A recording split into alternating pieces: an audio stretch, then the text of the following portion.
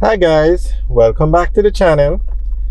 Today we're going to be driving to the Manley International Airport. We are currently at the intersection with Old Hope Road, Mountain View Avenue and Seaview Avenue. So we're going to go on to Mountain View Avenue, go down to Wynwood Road, go on to the Sir Florizel Glaspole Highway, go to the Harbour View roundabout and go on to Palisades Strip, and that will take us to the Manley International Airport. Now this airport is the second largest and second busiest airport in Jamaica, and it's the airport that serves the city of Kingston. The other airport is the Kingston International Airport, which is the largest and busiest, and that is in Montego Bay.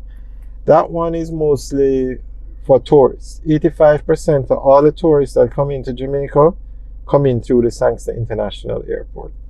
The Manley International Airport, it serves the city of Kingston, which has the largest population in Jamaica with over 1 million people.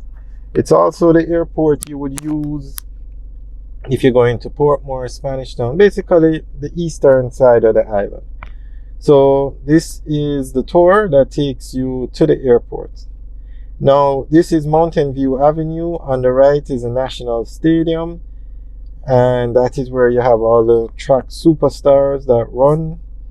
Jamaica is a powerhouse in athletics, track and field, and that's the National Stadium where they all run. Alright guys, enjoy the tour. Remember to like, share and subscribe, and also leave your comments in the section below. Alright guys, have a good day.